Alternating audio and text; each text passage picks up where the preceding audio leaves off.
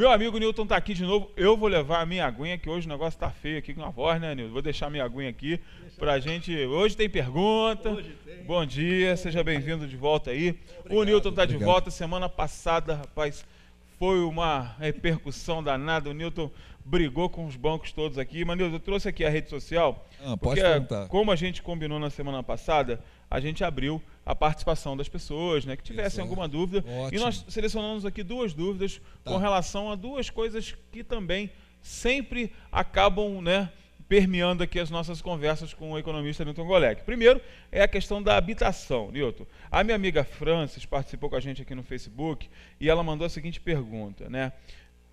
Fiz o contrato com a Caixa Econômica Federal na habitação, né? Sou mutuária lá da Caixa Econômica, mas estou achando que foi abusivo, poderia ter sido um pouco mais justo. Posso fazer, né, recalcular essa minha dívida ou, né, assinando o contrato, não tenho condições de recalcular? É a pergunta da Francis, Newton. Bom dia. E aí? Pode? Não só pode, como deve. Deve. Deve, ela bom, tem. tá vendo, A telespectadora Francis, eu vou avisar o seguinte: existe uma coisa chamada revisão de cláusulas contratuais. Legal. A Caixa Econômica é mestre em fazer isso. Porque quando você faz o contrato, eles informam que vai cobrar por um determinado sistema. Quando eles começam a cobrar, já é um outro sistema. Que é diferente daquilo que você contratou. Daquilo né? que contratou. Então eu fiz um trabalho justamente com o mesmo caso dela. O que eles fazem? Eles ficam diminuindo o valor da prestação. Quando chegar um ano, eles colocam o juro num patamar muito mais alto do que a taxa que eles informam. Nessa última que eu fiz foi 45% de aumento de juros. Aí diminui, quer dizer, a pessoa fica pagando. Além desses juros, ainda cobra TR. Vai pagar a vida inteira. Eu canso de falar que quem compra apartamento acha que a casa é sua. Não é. Não é. Pois é, ainda tem essa questão, né? Não Enquanto é. você não pagar, essa casa é do banco, né? É do banco, ela está alienada ao banco. Aí o que acontece? Ela tem que. Eu até peço para essa telespectadora ver se no contrato está escrito resíduo, saldo residual. Porque tem casos que não informam. Essa questão da cobrança do saldo residual. Exatamente. Porque o que acontece? O que vai acontecer? Ela vai pagar, ela deve estar, o que está acontecendo com ela está pagando, e a dívida dela está aumentando. Continua. A Caixa Econômica faz isso. Não só a Caixa Econômica, como os outros bancos privados também fazem. E aí, Newton, não tem jeito, né? É o que a gente sempre fala aqui. Num momento como esse, tem que procurar um profissional. Lógico, tem que procurar. Não tem outra. O consumidor comum, né? O consumidor médio brasileiro, ele não tem acesso a esse tipo de informação técnica. Por isso que eu estou aqui. Não vai conseguir identificar. Não vai conseguir. Agora, o ideal mesmo é você, pelo menos, buscar, porque se tiver correto, perfeito. Perfeito. Se não Segue tiver. pagando.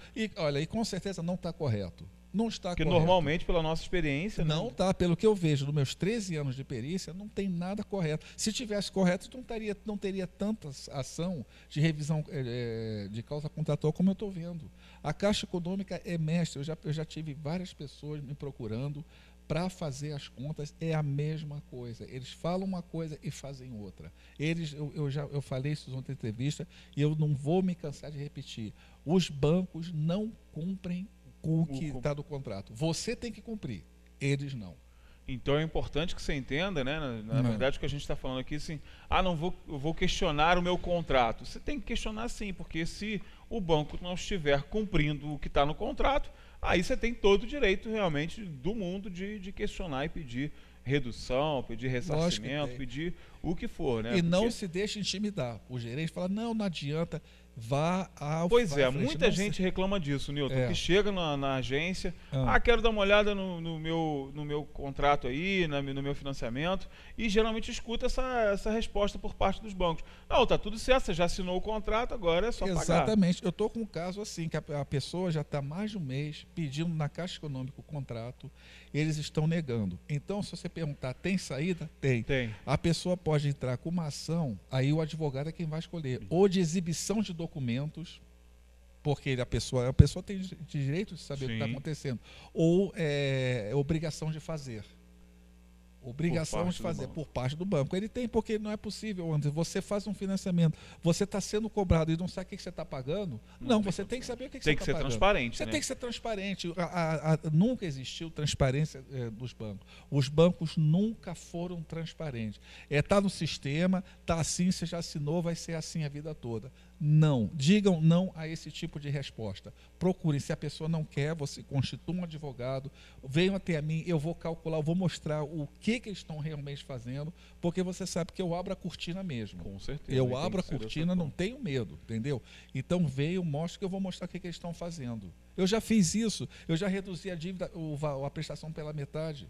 Não, e o bacana também, gente, assim, a gente está falando da Caixa Econômica Federal, né? Claro, né? Lógico. É um banco que existe como prerrogativa mesmo disso, né? De fomentar a habitação, de fomentar a poupança, de fomentar a economia do país, né? Ela tem esse caráter, porque é um banco público. Mas o que está acontecendo é que, apesar de ser um banco público, né? Banco do Brasil, Caixa Econômica, eles estão de olho no lucro do mercado financeiro. O mercado financeiro, como a gente já falou aqui, é o mais lucrativo do nosso país, né? Infelizmente, é o mais lucrativo do país. Então, a gente tem que estar de olho, porque todas essas ferramentas sociais que são utilizadas na Caixa Econômica e no Banco do Brasil, elas precisam ser efetivamente sociais. Porque se essas ferramentas sociais estiverem sendo usadas para te explorar, né, para fazer com que você vire mais uma fonte de ganho do banco, aí é virar de cabeça para baixo o principal objetivo de um banco público, né, que é fomentar a economia. Isso é uma das fontes de lucro do banco, é exatamente esse tipo de taxa, além do cartão de crédito, além do cheque especial, de tudo, isso é outra fonte. As taxas de correntista. Taxa de correntista, aquela coisa toda. Então, é o que eu falo, eu tive vendo na segunda-feira, quando nós falamos disso, apareceu numa emissora, você tem que acreditar no que eu vou dizer. A pessoa falou assim, a taxa Selic baixou. Aí sabe o que estão falando? Vão comprar sua casa própria porque a taxa de juros está mais baixa. Mas ninguém informa como é que você vai pagar. Eles estão incentivando a você comprar. Baixou. E aí? Quer dizer, e às vezes a taxa Selic não tem nada a ver com a questão do financiamento. Olha, Anderson, eu te garanto, o aumento, o que acontece da taxa Selic não tem impacto. Não tem impacto. Verdade. São outras linhas. Exatamente. Agora vamos passar para a segunda pergunta, né? A gente falou da questão da habitação. E uma outra pergunta que chegou para a gente aqui já é o Roger, né? É um leitor nosso aqui também, ele é leitor do jornal e participou com a gente pelo Facebook, ó, tá vendo? Tem que participar. Bom, ótimo. O Roger está dizendo o seguinte, bom dia, Newton, né, tal, que eu gostaria de saber com relação ao financiamento de automóveis, olha aí, né? Com relação ao financiamento de automóveis, ele tem dúvidas diz respeito a leasings e outros tipos de financiamento. É uma dúvida que a gente sempre ouve também aqui, né, Nilton? Essa questão do leasing. O carro não é seu e as taxas são flutuantes, você não tem ali segurança no teu financiamento. O consumidor que fez esse tipo de financiamento, né, através de leasing ou outro tipo de financiamento de carro, qual o tipo de cuidado que ele tem que ter? Nosso amigo Roger está preocupado. Não, então vamos tirar a preocupação dele. Primeiro ele tem que ver no contrato se é leasing, porque tem bancos que você faz o leasing, mas na realidade é um CDC. Olha, vende o leasing e você contrata um CDC. Exatamente. Porque existe uma coisa, isso é uma coisa técnica que é fácil explicar. Existe, quando você realmente faz um leasing mesmo, ela é composto de o VRG, que é o valor residual garantido, e a conta-prestação. Então, para ficar claro o seguinte, imagina o seguinte, eu alugo a tua casa, estou pagando R$200 por mês. Aí eu chego para você e falo assim, Anderson, eu quero comprar a tua casa, além dos 200, eu vou te dar R$100 por mês que eu estou interessado em comprar a sua casa. Esses R$100 que eu estou te dando é o VRG. Que é o valor residual, né? Exatamente. E os R$200 é o que eu estou te pagando por mês. Então, o que acontece? Essa explicação, o que é o VRG? Mas nesses contratos que eu já vi, vários contratos de leasing não tem o VRG. Então, e aí já não é leasing, aí já é outro formato. CDC. Que é o CDC, que é até popular, né? A gente vê isso com facilidade. Exato. Mas tem taxas diferentes. Tem taxa diferente. A taxa do empréstimo, existe uma coisa, empréstimo e financiamento. Então, para a pessoa que está me vendo, é o seguinte, o que é um empréstimo? Ele não sabe o que você vai fazer com o dinheiro. O empréstimo não tem fim específico. Você faz o que você quiser com ele. Exato. Né? O financiamento já tem. financiamento de veículos. Ele está atrelado a um bem. Exatamente. Se você não pagar, eles entram com busca e apreensão, reintegração geral. Então, você tem financiamento de veículos, financiamento de maquinário, financiamento de imóveis. Ele sabe o que você vai fazer com o dinheiro. E as taxas do empréstimo são mais altas do que do financiamento.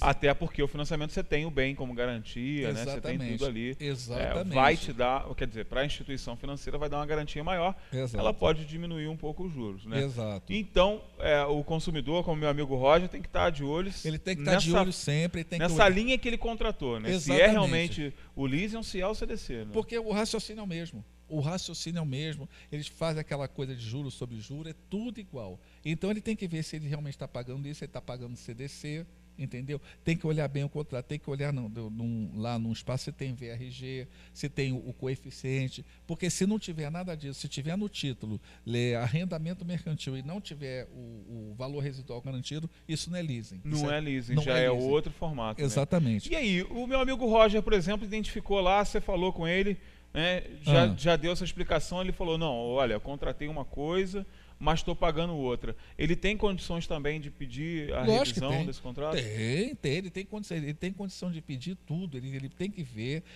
o que ele está pagando, porque de uma forma ou de outra, tanto no leasing quanto no CDC, quando é financiamento de veículo ou leasing de veículo, ele vai pagar 2 veículos, é a mesma coisa. Lógico que vai ter jeito. Lógico, não tem jeito.